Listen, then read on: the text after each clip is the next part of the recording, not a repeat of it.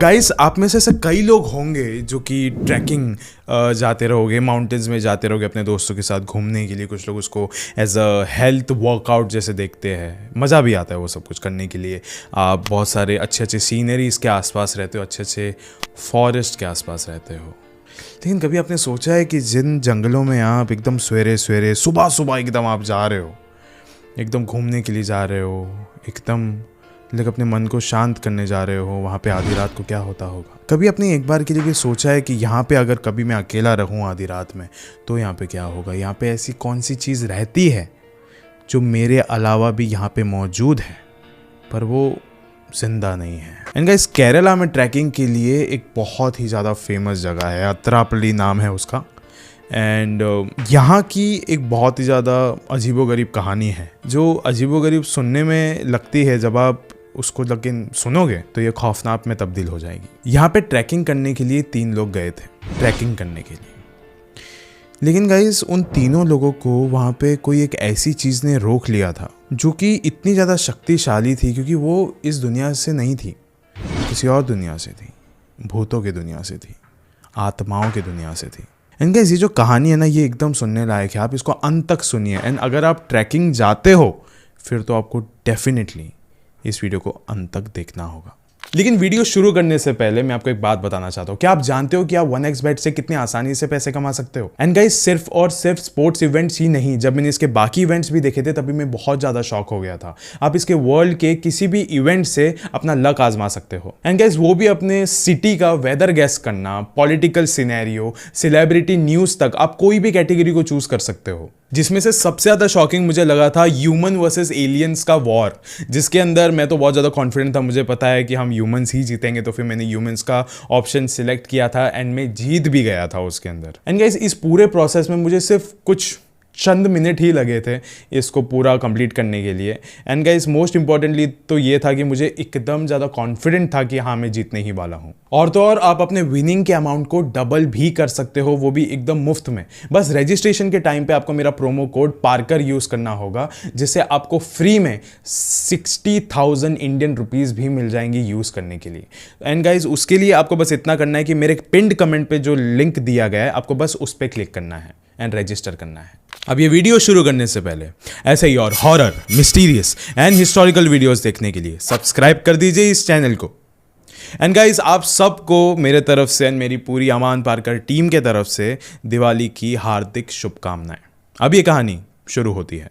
And guys, ये कहानी शुरू होने से पहले मैं आपको एक बात बता देना चाहता हूँ कि ये एकदम सच्ची घटना पे आधारित है। एंड ये कहानी कुछ आज से 6-7 साल पहले घटी थी। सुहाना, राजीव और शिव नाम के कुछ 3 दोस्त थे जो कि कॉलेज में मिले थे। कॉलेज से बहुत अच्छे दोस्त थे एंड हमेशा इकट्ठे रहा करते थे। लेकिन अब जैसे जैसे उनकी उम्र बढ़ रही थी, उनको भी जॉब लगना चालू हो गया था, ऑफकोर्स घर के इतने प्रेशर।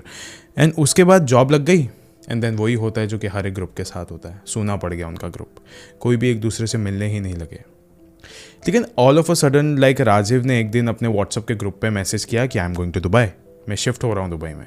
फिर उस वक्त सुहाना और शिव ने सोचा कि I guess this is the best moment कि हम लोग वापस से मिले। लेकिन मिल के कुछ नहीं होगा, ट्रैकिंग जाते हैं जैसे हम लोग हमेशा से जाते आए हैं। राजीव ने भी नोट किया, उसने कहा कि चलो ठीक है जाते हैं, लेकिन कहाँ जाएंगे? फिर सब ने मिल के डिसाइड किया कि केरला का अथरापल्ली ये एक फॉरेस्ट है जो कि बहुत ही ज़्यादा जाना जाता है for the trekking, for the beautiful sceneries, for the waterfall. तो सबने सोचा कि वहाँ जाएंगे। और मेरा मानना है कि इस फॉरेस्ट में सोचना भी एक गलत चीज़ है जाने के लिए, क्योंकि आप सिर्फ सोच रहे हो जाने के लिए, ना आपको पता भी नहीं है कि वहाँ पे ऐसी कौन सी चीज़ है जो आपको इंतज़ार कर रही है, जो कि काले सायों में अभी छुपी हुई है। जब आप वहाँ पे अपना पहला कदम रखोगे, वो भी अपना पहला कदम रख देगी, और वो आपको कुछ देगी नहीं, सिर्फ आपसे लेगी। वो है ज़िंदगी, ये रहेगी उसकी कीमत। और यही चीज़ से वो लोग एकदम अनजान थे, उनको वहाँ का इतिहास ही नहीं पता था, एकदम इनोसेंट थे इस चीज़ के लिए। लेकिन फिर भी वो लोग गए केरला के अत्रपल्ली फॉरेस्ट में।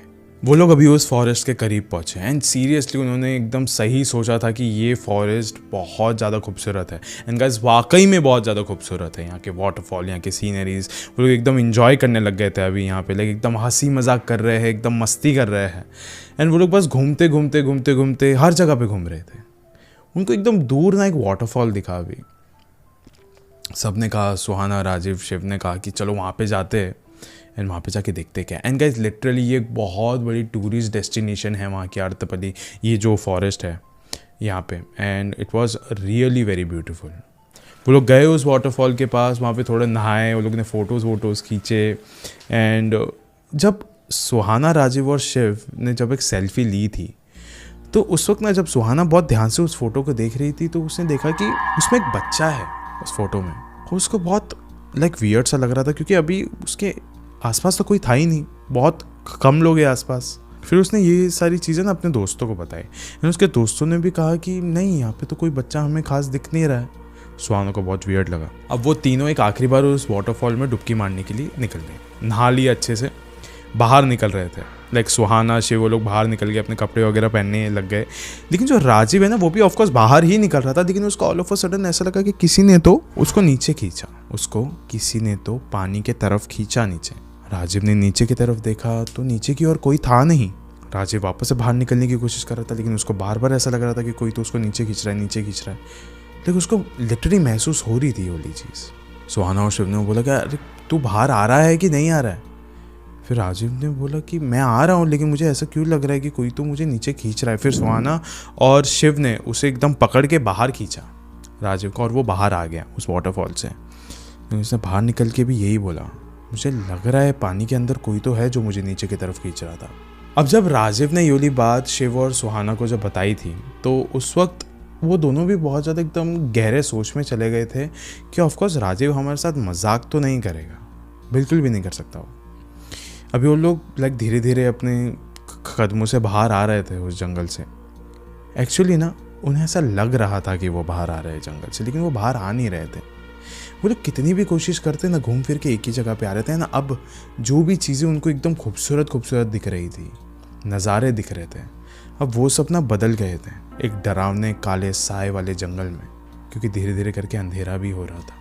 उन लोगों की सोच बस इतनी सी थी कि सुबह जाएंगे और शाम को आ जाएंगे। लेकिन अब देखते देखते वो जो शाम है ना, वो शाम अभी ऐसी करवट ले रही थी कि वो बहुत तेज़ी से अंधेरा होने लग रहा था वहाँ पे, है ना। अभी डर भी लग रहा था उन्हें वहाँ पे, क्योंकि अभी जानवरों के अलावा भी ऐसी बहुत सारी चीज़ें रहती है एक साए वाले जंगल में जिसे हमें डरना चाहिए।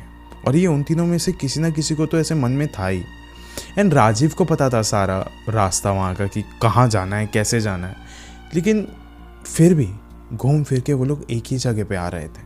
एंड गाइस अभी इतने टेंशन में फिर सुहाना ने, राजीव ने, शिव ने सबने अपने अपने फ़ोन चेक किए तो उनको वहाँ पे ज़ीरो नेटवर्क दिख रहा था। एक भी लाइन नहीं दिख रही थी, ज़ीरो नेटवर्क। ना वो किसी को कॉल कर सकते हैं, ना वो लोग इंटरनेट यूज़ कर सकते हैं, कुछ भी नहीं। अब उन सबको तो ऐसा लग ही रहा था कि उनको शायद से अपनी आज की रात यहीं पे बितानी होगी। अब राजीव को ही नहीं बल्कि अभी सुहाना और शिव को भी अब यही लगने लग गया था कि कुछ तो आसपास कुछ तो गलत है। क्योंकि जब अभी कुछ देर पहले तक इतने सारे लोग हमारे आसपास मंडरा रहे थे, घूम रहे थे, अभी यहाँ पे कोई भी नहीं है। पूरा जंगल सूना पड़ चुका है। लेकिन हमने ये सोचा था कि हम लोग सुबह आएंगे, शाम को चले जाएंगे, और हमको अभी भी ऐसे ही लग रहा है कि हम लोग बस कम वक्त यहाँ पे हम लोग ने गुजारा है। और लोग भी इतने तेज़ी से यहाँ से गायब हुए कि ऐसा लग रहा है कि उन्होंने कुछ ना कुछ ऐसे देखा है, शायद किसी शैतान को देखा है, जो वो लोग इतने ज़्यादा तेज़ी से यहाँ से निकल गए। कोई नहीं दिख रहा, ना बंदा ना बंदे की जात। अब धीरे धीरे करके आसपास से एकदम अजीबोगरीब आवाज़ें आने लग रही थी। हवाएं तो चल ही रही थी, लेकिन जो आसपास के पेड़ थे सबसे ज़्यादा डरावने वो लग रहे थे। वहाँ से किसी की तो आवाज़ आ रही थी, किसी औरत की नहीं, किसी इंसान, किसी आदमी की नहीं, पर एक छोटे बच्चे की आवाज़ आ रही थी। धीरे धीरे करके अभी सुहाना को भी ऐसा लग रहा था कि शायद से कोई तो मेरे करीब आ रहा है, तो वो भागने लगी, लेकिन उसका पैर मुड़ गया और वो नीचे गिर गई। नीचे गिरने के बाद वो वापस से उठी एंड वो चलने की कोशिश कर रही थी, लेकिन फिर भी वो चल नहीं पा रही थी क्योंकि उसका पैर मुड़ चुका था। फिर तीनों ने एक जगह पे रुके वो लोग, एंड उन्होंने सोचा कि ये शायद से सच नहीं हो सकता, बिल्कुल नहीं हो सकता, ये हमारा सिर्फ महज एक वहम है। तो हम यहाँ पे थोड़ी देर के लिए रुक जाते हैं। लेकिन अब शाम नहीं, रात हो चुकी थी। एंड देखते देखते सुहाना भी अभी थोड़ा बेटर फील कर रही थी, उसके जो पैर में लगा था। और शी वॉज ऑल्सो फीलिंग कि हाँ अभी मैं ठीक हूँ, अभी हम लोग निकल सकते हैं, अंधेरा हुआ तो क्या, विल मैनेज। वो लोग निकले, अभी वापस उठे, वो लोग बाहर निकलने लगे। एंड फिर से वही आवाज़ें आने लग गई, हवाएं तेज़ चलने लग गई, वापस से वो सारी चीज़ें हो रही थी। लेकिन एक चीज़ अभी और ज़्यादा बदतर हो चुकी थी कि अब तक सिर्फ बच्चे की आवाज़ सुनाई दे रही थी, लेकिन अब वो बच्चा दिख भी रहा था। आसपास हर जगह घूम रहा था वो, उनके चारों ओर बस वो घूमे जा रहा है। कभी लेफ्ट में दिखता है तो कभी राइट में दिखता है।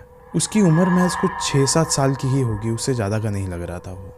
In all of a sudden अचानक से वो उन लोगों के सामने आ गया। सुहाना के एकदम सामने खड़ा था वो। फटे पुराने कपड़े पहने थे उसने और उसके हाथ में एक फूल था।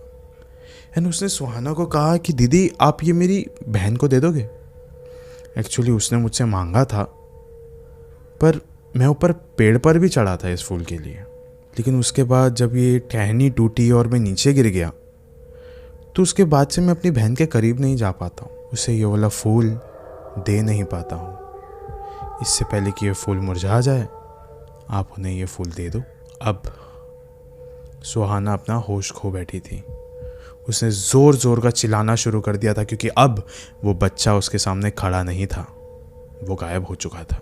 उन तीनों को समझ में आ गया था ये और कोई नहीं बल्कि एक बच्चे की आत्मा थी, जो कि इस घने से जंगल में घूम रहा है, भटक रहा है। राजीव अभी मुड़ के जाने की भी कोशिश करने लग रहा था, लेकिन वो जैसे ही मुड़ा, उसको वो ही बच्चा वहीं पे दिखा हंसते हुए, और उसके हाथ में फूल थे। वापस से उसने यही कहा कि ये वाला जो फूल है मेरी बहन को जाके दे दो। वो जहाँ पे भी मुड़ रहे थे, जहाँ पे भी देख रहे थे, उसको हर जगह पे वही बच्चा दिख रहा था। वो एक ही जगह पे अभी रुक गए सब लोग। एंड वो जो बच्चा था उसने अभी एक तरफ इशारा किया कि यहाँ पे जाओ। वो लोग वहाँ पे गए। वहाँ पे जाने के बाद उन्होंने देखा कि वहाँ पे कुछ हड्डियाँ पड़ी हुई है एकदम मिट्टी के अंदर, एकदम पूरी फेडेड। फिर उनको समझ में आया कि शायद से ये जो हड्डी है ये इसी बच्चे की है, यहीं पे इस बच्चे को दफनाया गया था। ठीक है।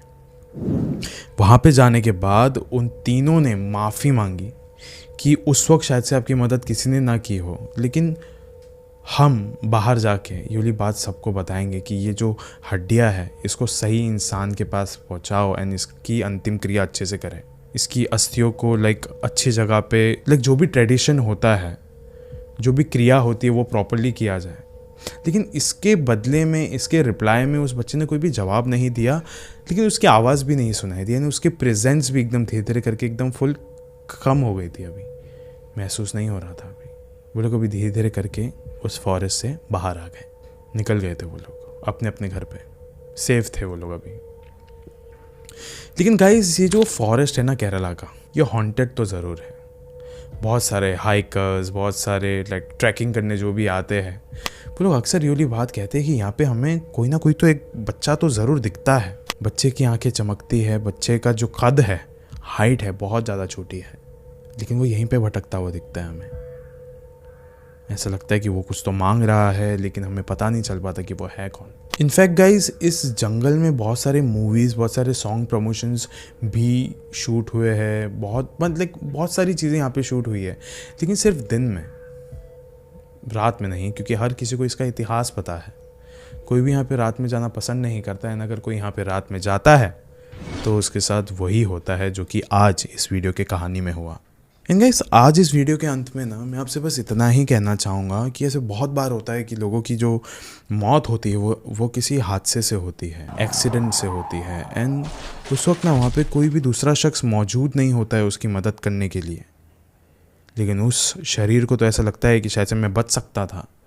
उसकी जो ज़िंदगी जीने की जो इच्छा रहती है ना वो अधूरी रह जाती है। इसके लिए उसकी आत्मा फिर वहाँ पे भटकती है। एंड गाइस यही बात मैं आज आपको कहना चाहूँगा, अगर कहीं पे भी अगर आपको कोई भी ऐसी चीज़ दिखे कि अगर कोई इंसान एक अधमरी हालत में पड़ा हो, तो एम्बुलेंस को ना कॉल कीजिए इतना जल्दी, बट पहले जाके उसकी मदद कीजिए, उसे उठाइए, उसे होश में लाइए। क्योंकि जब तक आप एम्बुलेंस को कॉल करोगे, जब तक उसकी रूह निकल चुकी होगी। एटलीस्ट मदद कीजिए।